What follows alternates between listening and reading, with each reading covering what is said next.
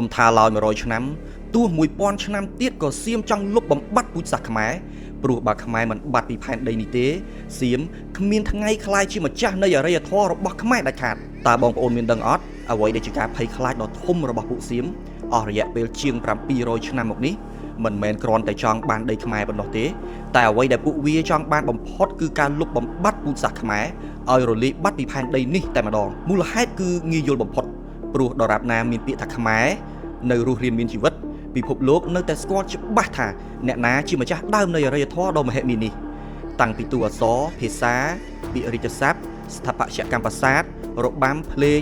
រហូតដល់ក្បាច់គុនបុរាណសុទ្ធតែជាកេរដំណែលដែលដូនតាខ្មែរបន្សល់ទុកហើយពួកសៀមបានលួចយកទៅកែច្នៃធ្វើជារបស់ខ្លួនឯងបងប្អូនទាំងអស់គ្នាបើខ្មែរមិនរលាយបាត់ពីផែនដីនេះទេសៀមគឺពួកវាគ្មានថ្ងៃកុហកពិភពលោកឬអន្តរជាតិឲ្យជឿបានទេថាពួកសៀមនេះគឺជាម្ចាស់វប្បធម៌ជាម្ចាស់អរិយធម៌ដើមលើទឹកដីមួយនេះមិនមែនជាខ្មែរហើយការឈ្លានពានខ្មែរលេបយកទឹកដីខ្មែររាប់រយឆ្នាំមកហើយនេះមិនមែនជារឿងចៃដន្យទេបងប្អូនគឺសុទ្ធតែជាចេតនារបស់សៀមទាំងអស់ដែលចង់លេបខ្មែរចង់លុបបំបាត់អត្តសញ្ញាណដើមរបស់ខ្មែរដែលជាម្ចាស់របស់ពួកវានោះព្រឹត្តិការណ៍ឈ្លានពានទាំងពីរលើកក្នុងឆ្នាំ2025និងស្នាមគ្រាប់កាំភ្លើងជាង500កន្លែងលើទូប្រាសាទព្រះវិហារបានដាស់កូនខ្មែរឲ្យភ្លឺភ្នែកយ៉ាងច្បាស់ថាមហិច្ឆតាលុបបំបាត់ជាតិសាសន៍ខ្មែរដែលជាម្ចាស់ដើមនេះមិនដែលរសាយបាត់ឡើយពីក្នុងចិត្តពួកសៀមទោះបីជា100ឆ្នាំឬ1000ឆ្នាំទៀតក៏ដោយឲ្យតែមានឱកាសពួកវានឹងលេបយកខ្មែរបទពិសោធន៍ឈឺចាប់រាប់រយឆ្នាំមកនេះសង្ឃឹមថាខ្មែរយើងនឹងខ្លាំងជាងមុន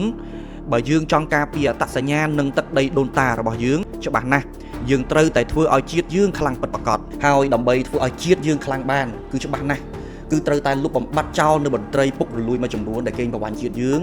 អភិវឌ្ឍសេដ្ឋកិច្ចជាតិឲ្យរឹងមាំហើយជាពិសេសគឺអភិវឌ្ឍ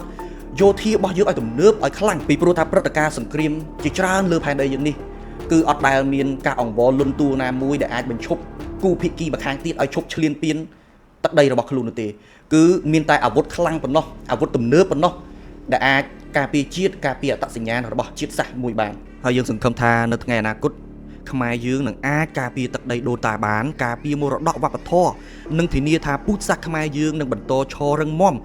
លើទឹកដីនេះជារៀងរហូតដែលជាទឹកដីកំណើតរបស់ខ្មែរយើងតាំងពីរាប់ពាន់រាប់ម៉ឺនឆ្នាំមុនមកម្ល៉េះ